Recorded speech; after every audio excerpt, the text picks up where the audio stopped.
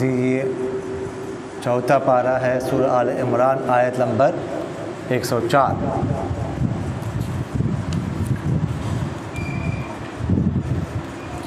अऊज़ु बिल्लाहि मिनश शैतानिर रजीम। बिस्मिल्लाहिर रहमानिर रहीम। वल्तकुम मिनकुम उम्मतुन यदऊन इलल खैरि व यअमुरून बिल मअरूफ व यनहौन अनिल मुनकर व उलाइका हुमुल मुफ्लिहून। वला तकूनू कल्लज़ीन तफ़र्रक़ू वख्तलफ़ू मिन बअदि मा जाअहुमुल बय्यिनात व उलाइका लहुम अज़ाबुन अज़ीम। यौम तब्यद्दु वुजूहुन व तस्वद्दु वुजूह फ़अम्मा अल्लज़ीना अस्वद्दत वुजूहुहुम अकफ़रतुम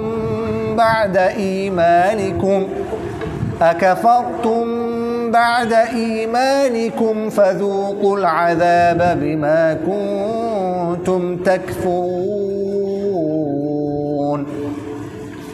وأما الذين ابيضت وجوههم ففي رحمة الله هم فيها خالدون.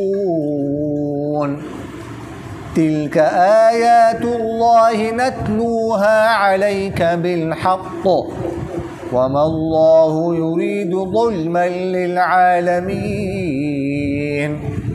ولله ما في السماوات وما في الأرض وإلى الله ترجع الأمور. كنتم خير أمة أخرجت للناس تأمرون بالمعروف وتنهون عن المنكر وتؤمنون بالله. ولو آمن أهل الكتاب لكان خيرا لهم منهم المؤمنون وأكثرهم الفاسقون. لن يضروكم إلا أذى وإن يقاتلوكم يولوكم الأدبار ثم لا ينصرون. ضربت عليهم الذلة أينما ثقفوا إلا بحبل من الله وحبل من الناس وباءوا بغضب من الله وضربت عليهم المسكنة ذلك بأنهم كانوا يكفرون بآيات الله ويقتلون الأنبياء بغير حق ذلك بما عصوا وكانوا يعتدون. ليسوا سواء من أهل الكتاب أمة قائمة يتلون آيات الله آناء الليل وهم يسجدون يؤمنون بالله واليوم الآخر ويأمرون بالمعروف وينهون عن المنكر ويسارعون في الخيرات وأولئك من الصالحين. وما يفعلوا من خير فلن يكفروه والله عليم بالمتقين. إن الذين كفروا لن تغني عنهم أموالهم ولا أولادهم من الله شيئا وأولئك أصحاب النار هم فيها خالدون. مثل ما ينفقون في هذه الحياة الدنيا كمثل ريح فيها صر كمثل ريح فيها صر أصابت حرث قوم ظلموا أنفسهم فأهلكته وما ظلمهم الله ولكن أنفسهم يظلمون صدق الله العظيم.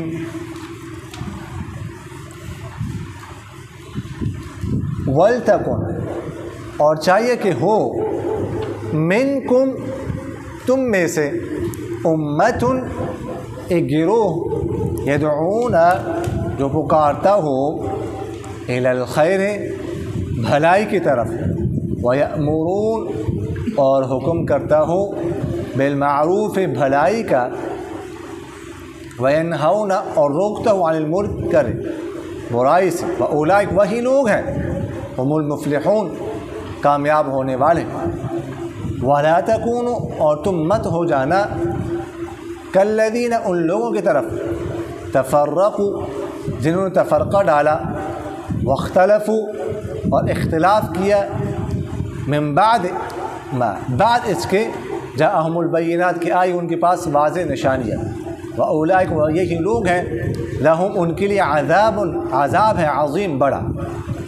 یوم جس دن تبیض سفید ہوں گے وجوہ کچھ چہرے وتسود اور سیاہ ہوں گے وجوہ کچھ چہرے فاما الذین بس بہرحال وہ لوگ اسودت کہ سیاہ ہو جائیں وجوہم جن کے چہرے اکفرتم یعنی ان سے کہا جائے گا اکفرتم کیا تم لوگوں نے کفر اختیار کیا بعد ایمانکم اپنے ایمان لانے کے بعد فذوقوا بس چکو تم العذاب عذاب کو بما کنتم تکفرون اس کفر کی وجہ سے جو تم کرتے تھے.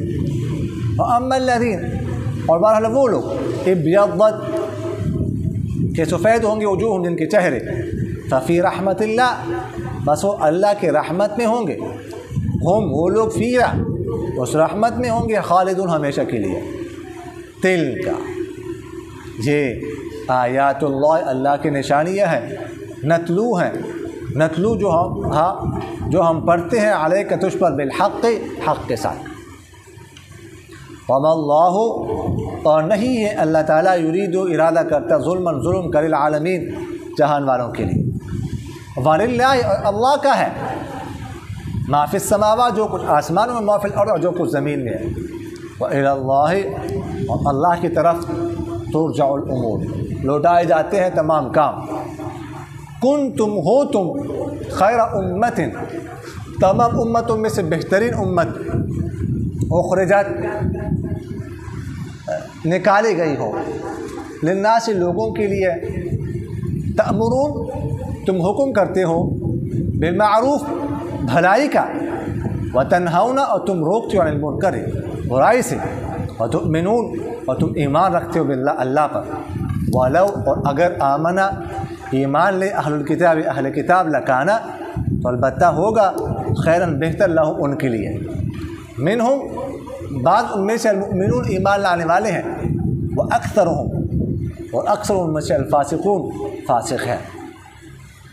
لن یضروکم وہ ہرگز تمہیں نہیں ضرر تکلیف پہنچا سکتے الا اذن مگر تھوڑی سی اذیت. وان اور اگر یقاتلو وہ جنگ کرے کم تمہارے ساتھ یولوکم تو وہ پھیریں گے تم سے الادبار پیٹ ثم پھر لا ینصرون ان کی مدد نہیں کی جائے گی. ضربت مسلط کی گئی ہیں علیہم ان پر الذلت ذلت اینما جہاں کہیں بھی ثقفوا پائے جائیں وہ الا مگر بحبل من اللہ اللہ کی طرف سے رسی کے ساتھ وحبل من الناس اور لوگوں کی طرف سے رسی کے ساتھ وباؤ اور وہ لوٹے بغضب من اللہ غضب کے ساتھ اللہ کی طرف سے وضربت اور مسلط کی گئی علیہ ان پر المسکن رسوائی ذالک اس وجہ سے بأنہم کہ بے شک وہ کانوا یکفرون انکار کرتے تھے بآیات اللہ کی نشانیوں کا، ویقتلون اور قتل کرتے تھے الانبیاء پیغمبروں کو بغیر الحق بغیر حق ذالک یہ اس وجہ سے بما عصوا بسبب اس نافرمانی کی جو انہوں نے کی، وکانوا اور تھے وہ یعتدون حد سے تجاوز کرنے والے، لیسو نہیں ہے اہل کتاب سواء برابر، من اہل الکتاب اہل کتاب میں سے امت ایک گروہ قائمت سیدھے راستے پر ہے، یتلون وہ پڑھتا ہے آیات اللہ اللہ کے نشانیاں آنا اللیل رات کے اوقات میں، وہم یسجدون اور اس حال میں کہ وہ سجدہ کرتے ہیں، یؤمنون وہ ایمان لاتے ہیں باللہ اللہ پر، والیوم الآخر اور آخرت کے دن پر، ویأمرون اور حکم کرتے ہیں بالمعروف بھلائی کا، وینہون اور روکتے ہیں عن المنکر برائی سے، ویسارعون اور ایک دوسرے سے آگے بڑھتے ہیں فی الخیرات نیک کاموں میں، واولئک اور یہی لوگ ہیں من الصالحین نیکوں میں سے، وما یفعلوا اور جو بھی وہ کرتے ہیں من خیر بھلائی فلن یکفروا تو ہرگز اس کی ناقدری نہیں کی جائے گی، واللہ اور اللہ تعالیٰ علیم جاننے والا بالمتقین پرہیزگاروں کو، ان الذین بے شک وہ لوگ کفروا جنہوں نے کفر کیا، لن تغنیا نہیں ہرگز دور کر سکیں گے عنہم ان سے، اموالہم ان کے اموال ولا اولادہم اور نہ ان کی اولاد من اللہ اللہ سے شیئا کچھ بھی، اولئک یہی لوگ ہیں اصحاب النار آگ والے، ہم وہ لوگ فیہا اس آگ میں خالدون ہمیشہ رہنے والے ہوں گے۔ مثل مثال ما اس چیز کی ينفقون جو وہ خرچ کرتے ہیں فی هذه الحیات الدنیا اس دنیاوی زندگی میں، کمثل ریح مثال ہے ہوا کی طرح، فیہا جس ہوا میں سر پالا ہو ٹھنڈ ہو، اصابت پھر وہ پہنچے وہ ہوا حرث قوم کسی قوم کی کھیتی کو، ایسی قوم کی کھیتی کو ظلم ہو جنہوں نے ظلم کیا ہو انفس اپنے جانوں پر، فاہلکت ہو پھر وہ ہوا اس کھیتی کو ہلاک کر دے، وما ظلمہم اللہ اور نہیں کیا ان پر ظلم اللہ نے، ولیکن لیکن تھے وہ انفس اپنے جانوں پر یظلمون ظلم کرتے ہیں۔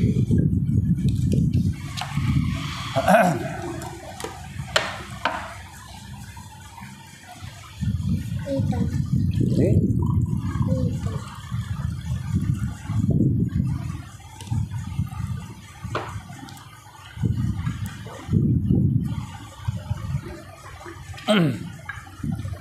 پچھلی آیات میں ہم نے پڑھا ہے کہ یہودیوں کے 3 قبائل رہتے تھے مدینہ منورہ میں، اور ان کو ہر فیلڈ میں ہر میدان میں بالادستی حاصل تھی، اور یہ بھی ہم نے عرض کیا کہ جو انصار کے 2 قبائل تھی اوس اور خزرج، یہ ان کے بغیر ان کے مشورے کے بغیر کچھ بھی نہیں کر سکتے تھے، ہم عرض کر چکے ہیں۔ پھر جب آپ صلی اللہ علیہ وسلم نے ہجرت فرمائی اور اوس اور خزرج والے مسلمان بن گئے تو بھائی بھائی بن گئے، شیر و شکر بن گئے، اور ساری نفرتیں ان کی ختم ہو گئی، وہ دشمنی عداوت دوستی میں تبدیل ہو گئی اسلام کی برکت سے۔ تو یہ یہودیوں سے کہاں یہ برداشت ہو سکتا تھا؟ تو آپ نے عرض کیا کہ شماس بن قیس نے کیسے شرارت کی، تو اوس اور خزرج والے ایک دوسرے کے مد مقابل کھڑے ہو گئے، مکے چلے، لاٹھیاں چلی، اور ایک دن متعین کیا گیا کہ فلاں دن میں کیا کریں گے، جنگ کریں گے، پتہ چلے گا۔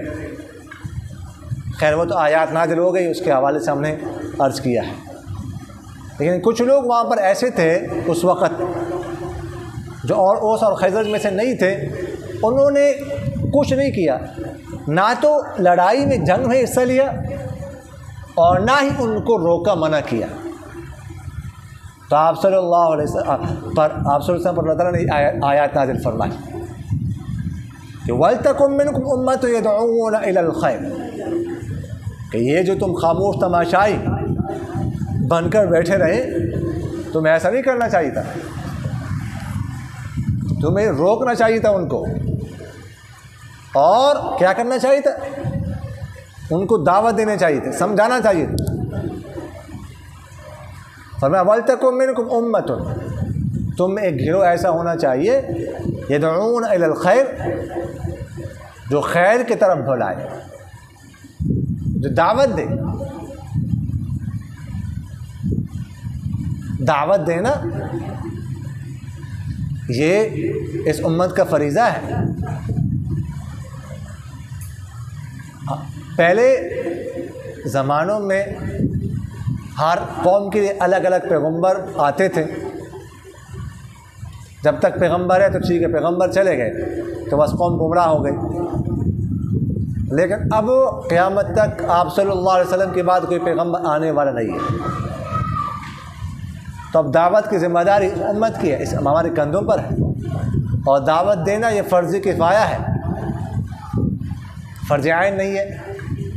فرض کفایہ کا مطلب کہ اگر کچھ لوگ کر لیں کسی علاقے میں تو باقی لوگ جو ہے نا وہ گناہ سے بچ جائیں گے،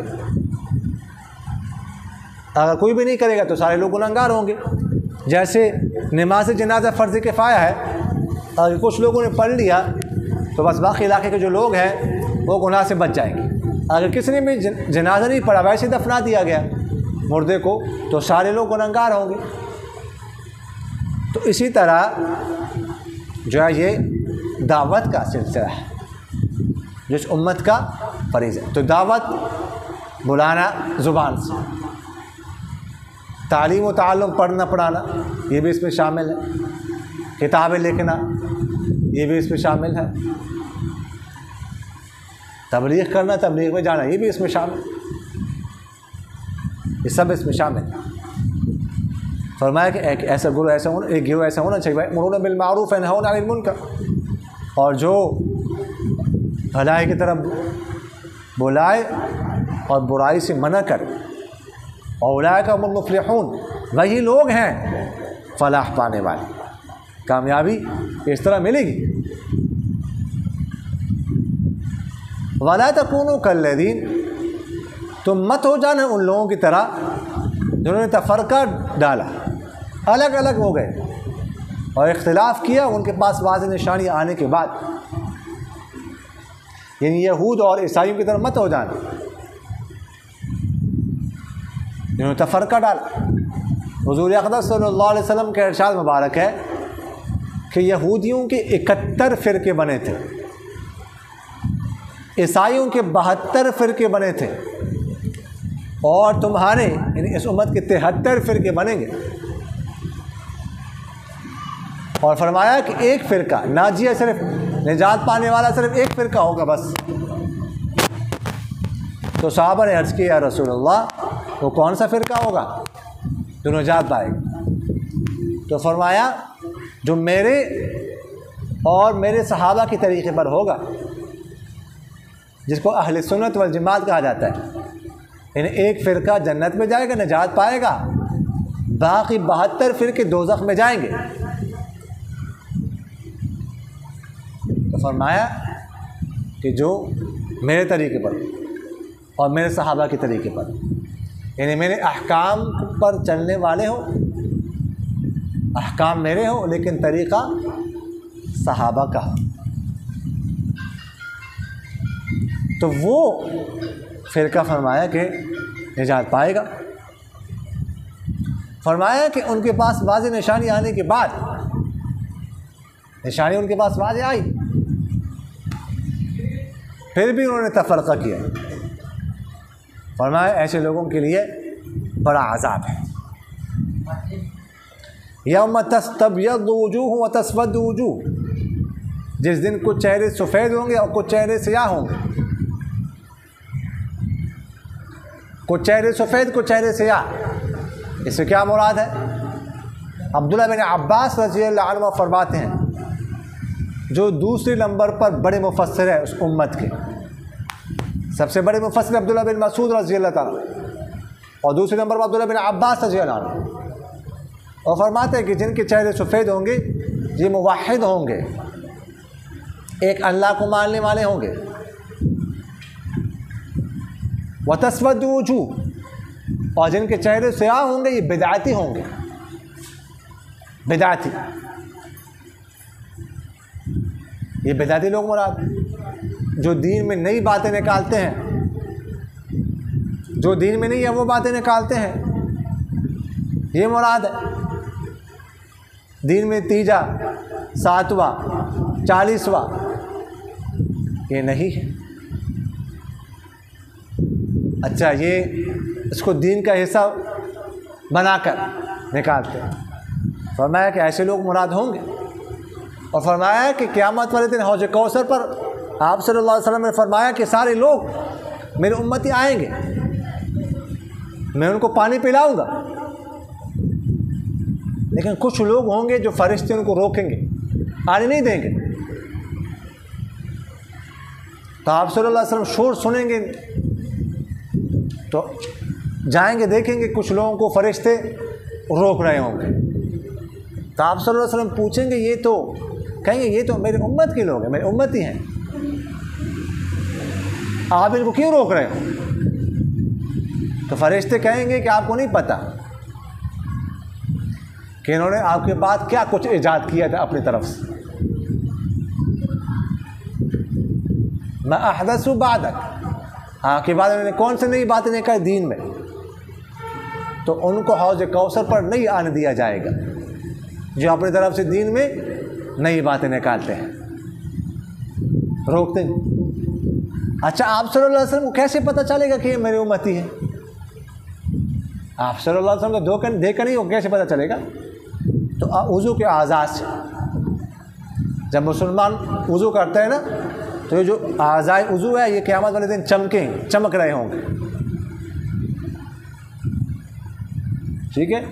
تو جو بدعتی لوگ ہوں گے یا جو منافق لوگ ہوں گے، یہ بھی چونکہ دنیا میں اپنے آپ کو مسلمان سمجھتے تھے، مسلمان ظاہر کرتے تھے، مسلمانوں کی طرح وضو کرتے تھے، نمازیں پڑھتے تھے، تو کچھ نہ کچھ چمک ان کے پاس بھی ہوگی، لیکن اصل چمک نہیں ہوگی جو موحد لوگوں کے پاس ہوگی۔ تو اس لیے وہ چمک دے کر آپ صلی اللہ علیہ وسلم شروع میں فرما دیں گے کہ یہ میرے امت کے لوگ ہیں، لیکن فرشتے فوراً پہچان لیں گے کہ وہ چمک نہیں ہے جو اصلی چمک ہے، یہ 2 نمبر ہے، اصلی نہیں ہے، فیک ہے۔ تو جب وہ کہیں گے نا فرشتے کہ آپ کو نہیں پتہ انہوں نے آپ کے بعد کیا کہ نئی باتیں نکالی تھی، تو آپ صلی اللہ علیہ وسلم فرمائیں سحقاً سحقاً، ہٹا دو ان کو، دور کر ان کو میرے پاس مت لانا۔ تو فرمائیں وہ لوگ مراد ہوں گے۔ فَأَمَّا الَّذِينَ اسْوَدَّتْ وُجُوهُمْ، بہرحال وہ لوگ جن کے چہرے سیاہ ہو جائیں گے تو ان سے کہا جائے گا اکفرتم بعد ایمانکم، کہ تم نے ایمان لانے کے بعد کیا کفر کیا تھا، یعنی اپنے آپ کو مسلمان ظاہر کر کے پھر کفر اختیار کیا تھا۔ فذوقوا العذاب، تو چکھو تم عذاب اس کفر کی وجہ سے جو تم کرتے تھے۔ وَأَمَّا الَّذِينَ ابْيَضَّتْ وُجُوهُهُمْ، اور بہرحال وہ لوگ جن کے چہرے سفید ہوں گے، ففی رحمت اللہ، وہ اللہ کی رحمت میں ہوں گے، اور اس رحمت کی مقام میں وہ ہمیشہ ہمیشہ رہنے والے ہوں گے۔ تلک آیات اللہ نتلوها علیک بالحق، یہ نشانی ہے اللہ کی، ہم تلاوت کرتے آپ پر حق کے ساتھ۔ اللہ تعالیٰ جہان والوں پر ظلم کرنے والا نہیں ہے، اللہ تعالیٰ ظلم نہیں کرتا کسی پر، اللہ تعالیٰ تو بڑا مہربان ہے اپنے مخلوق پر، بلکہ اللہ تعالیٰ نے تو فرمایا کہ ادھر بھی تم ظالم کو ظلم سے روکو۔ آپ صلی اللہ علیہ وسلم کا ارشاد مبارک ہے انصر اخاک ظالما او مظلوما، تو اپنے بھائی کی مدد کرو چاہے ظالم ہو یا مظلوم ہو۔ صحابہ نے عرض کیا کہ مظلوم کی مدد تو سمجھ آتی ہے کہ اس کے ساتھ زیادتی کی گئی، ہم اس کی مدد کریں، تو ظالم کی مدد کیا کرنی ہے؟ تو آپ صلی اللہ علیہ وسلم نے فرمایا اس کو ظلم سے روکو، یہ اس کے ساتھ مدد ہے۔ مثلا کوئی ظلم کر رہا ہے، مثلا کسی کو ناحق قتل کر رہا ہے، تم نے اس کو قتل سے روکا، اب اگر کوئی قتل کرتا ہے تو کیا ہوگا؟ قصاص بھی لیا جائے گا اس دنیا میں اس سے، اور قیامت میں بھی اس کو سزا ملے گی۔ اگر آپ نے اس کو روکا قتل سے تو اس دنیا میں قصاص سے بھی بچ گیا اور قیامت والے دن سزا سے بھی بچ گیا، تو اس کی مدد ہوگی کہ نہیں ہوئی؟ تو فرمایا اس طرح جو ہے نا ظالم کی بھی مدد کر۔ تو اللہ تعالیٰ تو ظلم نہیں کرتا، مخلوق کو بھی ظلم سے روکتا ہے، لیکن لوگ اپنے اوپر ظلم کرتے ہیں۔ وَلِلَّهِ مَا فِي السَّمَاوَاتِ وَمَا فِي الْأَرْضِ، جو کچھ آسمانوں میں وہ بھی اللہ کا ہے، جو کچھ زمین میں وہ بھی اللہ کا ہے۔ ہمارا کیا ہے؟ انسان کیا ہوتا ہے؟ انسان ہوتا کون ہے؟ وہ کہتا ہے میں ایسا ہوں، میں ویسا ہوں، میں ڈبل پیسہ ہوں، میں جنگل کا بھینسا ہوں۔ اس کے پاس ہے کیا؟ سب کچھ اللہ کا ہے۔ انسان تو بہت کمزور ہے، اور کسی کے ساتھ لڑائی ہو جائے وہ کہے تمہیں جانتا نہیں، تمہیں جانتا نہیں، تمہیں جانتا نہیں۔ او بھائی یار تیرے اندر ہے، تیرے اندر تو ساری گندگی ہے، جانتے ہیں ہم آپ کو، تیرے اندر ہے کیا؟ ساری گندگی ہے۔ ابھی اگر تھوڑا سا بخار ہو جائے، تڑپنے لگ جائے گا، یہ تیرا زور ہے۔ ابھی ایک انگلی میں درد شروع ہو جائے تو میں دیکھتا ہوں تو کون ہے؟ جانتے ہیں تجھے ہم۔ ابھی کسی جگہ چوٹ لگ جائے دیکھتے ہیں پھر تو کون ہے؟ تیری طاقت کتنی ہے؟ سمجھ آگے کہ نہیں؟ وَإِلَى اللَّهِ تُرْجَعُ الْأُمُورُ، اور تمام امور اللہ کی طرف لوٹائے جاتے ہیں۔ كُنْتُمْ خَيْرَ أُمَّةٍ أُخْرِجَتْ لِلنَّاسِ، فرمایا تم تمام امتوں میں سے بہترین امت نکالے گئے ہو تم لوگوں کے لیے، لوگوں کی بھلائی کے لیے۔ تم بھلائی کا حکم کرتے ہو اور برائی سے منع کرتے ہو، اللہ پر ایمان رکھتے ہو۔ دیکھیے گا، ایک ہے دعوت الی اللہ، وہ تو تمام امت کا فریضہ ہے، فرض کفایہ ہے۔ ایک ہے بھلائی کی طرف بلانا، برائی سے منع کرنا، یہ ہر ایک کی ذمہ داری ہے، ہر شخص کی ذمہ داری ہے۔ حضور اقدس صلی اللہ علیہ وسلم کے ارشاد مبارک ہے، من رأى منکم منکرا فلیغیرہ بیدہ فإن لم يستطع فبلسانه فإن لم يستطع فبقلبه وذلك اضعف الایمان۔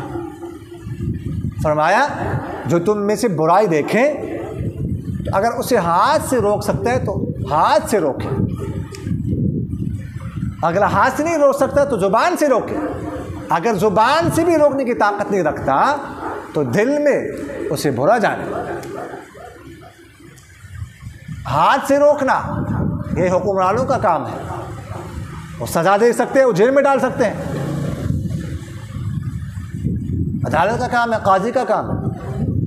اور زبان سے روکنا یہ علماء کا کام ہے، بیان کرے، جمعے میں نماز کرے، بلکہ ہر کا ایک کا کام ہے، ہر ایک کر سکتا ہے۔ اور دل میں برا جانا عام لوگوں کا کام ہے۔ فرمایا یہ دل میں برا جاننا یہ سب سے کمزور ایمان کی نشانی ہے۔ اگر کوئی برائی کو دیکھے دل میں بھی برا نہ جانے تو پھر اس کو اپنے ایمان کے بارے میں غور کرنا چاہیے۔ تو فرمایا کہ تم بہترین امت، وَلَوْ آمَنَ أَهْلُ الْكِتَابِ لَكَانَ خَيْرًا لَهُمْ، فرمایا کہ اہل کتاب اگر ایمان لیں تو ان کے لیے بہتر ہے۔ بعض ان میں سے ایمان لانے والے اکثر فاسق ہیں، اہل کتاب میں سے بعض ایمان لانے والے ہیں۔ عبداللہ بن سلام رضی اللہ تعالیٰ عنہ یہودیوں کے بڑے عالم تھے، ایمان لے ہیں۔ حضرت اسد رضی اللہ تعالیٰ، حضرت حسین رضی اللہ تعالیٰ، حضرت سلمہ رضی اللہ تعالیٰ، یہ سارے یہودی تھے، عیسائیوں میں سے۔ حضرت سلمان الفارسی رضی اللہ تعالیٰ، عدی بن حاتم رضی اللہ تعالیٰ عنہ، یہ عیسائی تھے، ایمان لے، لیکن اکثر ایمان نہیں لائے، اہل کتاب میں سے اکثر ایمان نہیں لائے۔ فرمایا لن یضروکم الا اذی، یہ اہل کتاب کافر مشرک تمہیں بڑا نقصان نہیں پہنچا سکتے مگر ہلکی پھلکی تکلیف دے سکتے ہیں، ہلکی پھلکی قولی یا فعلی، تھوڑا بہت نقصان تو پہنچائیں گے، لیکن وہ بھی ہمارے بے حسی بے غیرتی کی وجہ سے۔ یہودیوں کی مجال کیا ہے کہ وہ مسلمانوں کو قتل کریں، 1 کروڑ کے لگ بھگ ان کی آبادی ہے، اس کے آس پاس جو مسلمان ہیں نا، مصر ہے، اردن ہے، شام ہے، بغیر 15 کروڑ کی آبادی ان کی ہے. سال ہو گیا 1 لاکھ سے زیادہ لوگوں کو اس نے شہید کیا فلسطین میں. اب لبنان میں جا چکا ہے. تو روکنے والا نہیں ہے اس کو,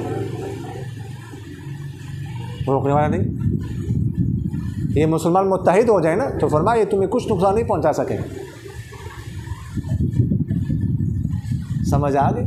لیکن بہرحال ہم میں نہیں ہے غیرت, تو کیا کریں.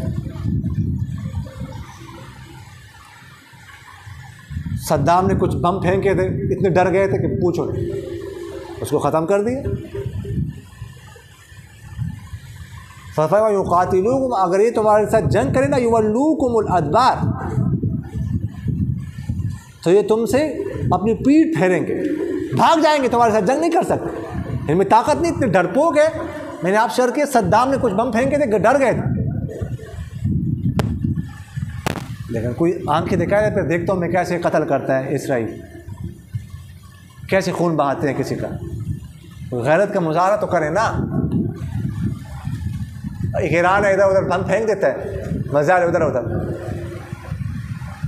400 مزار وہ کہتا ہے ایران میں نے پھینکے ہیں تل ابیب پر. اتنا چھوٹا سا شہر ہے, اگر 400 مزار وہاں گرے نا تو پورا تل ابیب بھی ختم ہو جائے. سمجھ آ گئی کہ نہیں ہے. ایک کام مزار دکھائے تو ہمیں کسی نے دیکھ نظر ہی نہیں آئے. ایک مزار تل ابیب پر پھینکو, شہین مزار ذرا پھینکو نا, میں دیکھتا ہوں کیسے جو ہے ان کی دوڑیں لگتی ہے, یا کیسے جو ہے وہاں پہ رہتے ہیں, میں دیکھتا ہوں. ایک مزار پھینک کے صحیح دیکھ بھائی, بس کوئی غیرت کا مظاہرہ کرے. ضربت علیہم الذلہ, اللہ تعالیٰ فرماتے ان پر ذلت مسلط کی گئی ہے. اہل کتاب پر ذلیل ہوں گے, ذلیل و خوار ہوں گے. اینما ثقفوا, جہاں کہیں بھی پائے جائیں گے.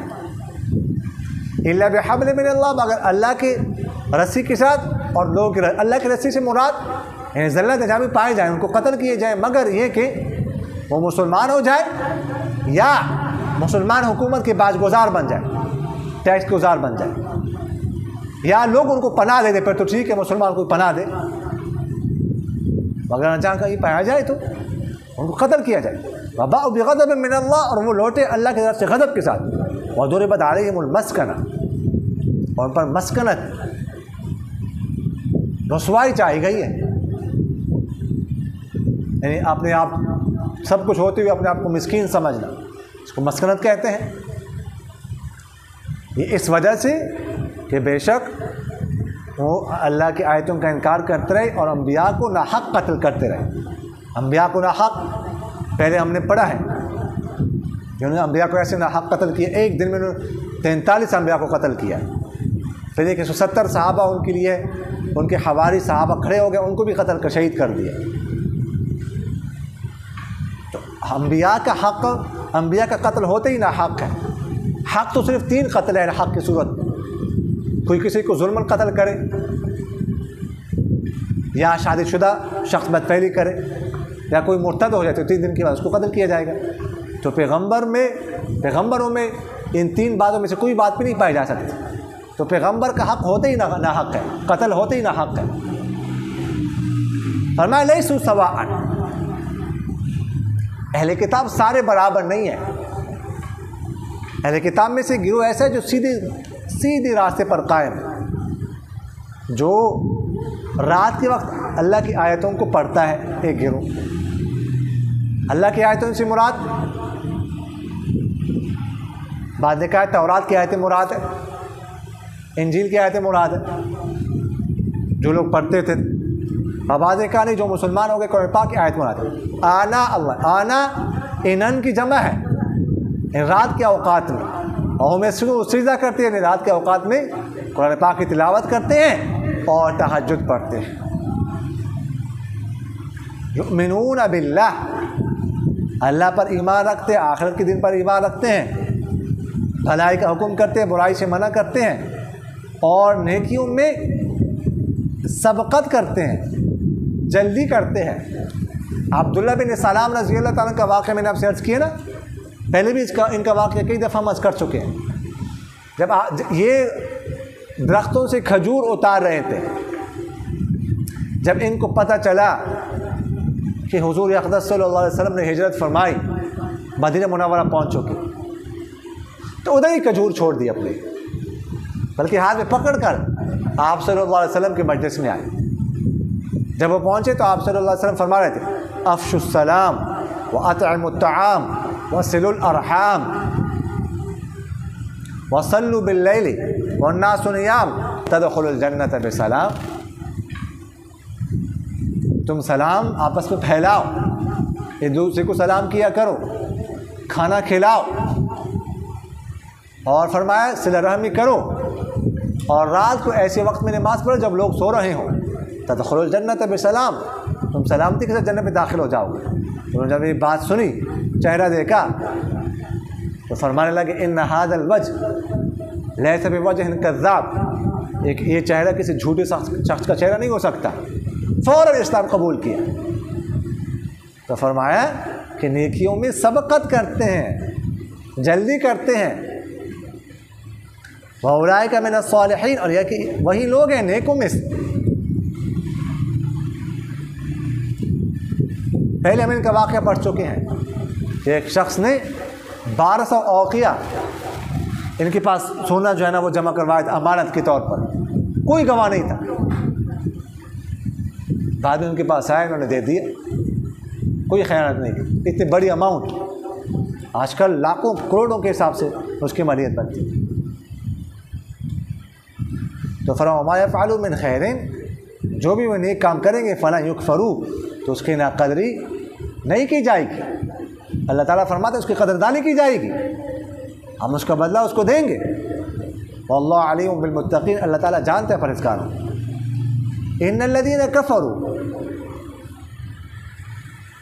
بعض مشرک کافر لوگ کہتے تھے نا کہ ہم یہاں سے جب جائیں گے نا قیامت والے دن، تو یہاں پہ جیسے ہمیں دنیا میں سب کچھ ملا ہے، مال اولاد ملی ہے، جائیداد دولت ملی ہے، تو وہاں پر بھی ہمیں سب کچھ ملے گا، آخرت میں بھی۔ یہ بعض لوگ نا دنیا کو حق کا معیار سمجھتے ہیں کہ دنیا میں اگر ہمیں سہولت ملی ہے، دنیا ملی ہے، راحت ملی ہے، مال ملا ہے، تو اس کا مطلب ہم حق پر ہیں۔ ہمیں سہولت اللہ نے اس لیے دی ہے کہ ہم اللہ تعالیٰ کے پسندیدہ بندے ہیں، تو آخرت میں بھی سب کچھ ملے گا۔ حالانکہ آخرت اور دنیا میں فرق ہے، آخرت میں اور دنیا میں فرق ہے، دونوں کا معیار ایک نہیں ہے۔ مال اولاد جائیداد دولت یہ حق کا معیار نہیں ہے۔ تو فرمایا کہ ان الذین کفروا، جنہوں نے کفر کیا، ان کے اموال ان کے اولاد کچھ بھی کام نہیں آئیں گے، اللہ سے ان کو بچا نہیں سکیں گے۔ یہی لوگ آگ والے جس میں ہمیشہ ہمیشہ رہنے والے ہوں گے۔ مثل ما ينفقون في هذه الحیات الدنیا کمثل ریح، فرمایا ان لوگ ایسے لوگوں کے بارے جو کہتے تھے نا، جو اس کافر لوگ اس دنیا میں جو نیک اعمال کرتے ہیں، خرچ کرتے ہیں، اس کی مثال بتا رہے ہیں۔ دیکھیے گا کافر لوگ اس دنیا میں مسلمانوں سے زیادہ خرچ کرتے ہیں، مسلمانوں سے زیادہ رفائی کام کرتے ہیں، اچھے کام کرتے ہیں، فلاحی کام کرتے ہیں، اور کرتے بھی بڑے اچھے طریقے سے ہیں۔ پاکستان روڈ بنائے تو اس روڈ کی حالت دیکھ لینا 6 ماہ بعد، 1 سال بعد، وہ بناتے تو اس کی حالت دیکھ لینا پھر کئی سال چلتا ہے۔ اچھے اچھے کام کرتے ہیں، مسجدیں بناتے ہیں، ہندوستان میں ہندو مسجد بناتے ہیں، مدارس چلاتے ہیں، اپنے خرچ پر سارا خرچہ خود برداشت کرتے ہیں، چندہ بھی دیتے ہیں، چندہ تو بہت سارے دیتے ہیں، مدارس چلا رہے ہوتے ہیں، مدارس سارا خرچ ہمارا وہ برداشت کرتے ہیں، کسی اور سے 1 روپے نہیں لیتے۔ ایسے ہندو موجود ہیں، خرچ کرتے ہیں، سندھ میں کرتے ہیں، فیکٹریوں کے مالک ہیں، بڑے خرچ کرتے ہیں۔ تو فرمایا کہ ان کی مثال بتا رہے کہ جو لوگ کافر لوگ دنیا میں خرچ کرتے ہیں۔ آپ لوگوں نے دیکھا ہوگا کہ یہاں پہ جو سبزیاں کاشت کرتے ہیں لوگ، تو سخت سردی ہوتی ہے خاص کر جن علاقوں میں، تو سخت سردی میں نا اوپر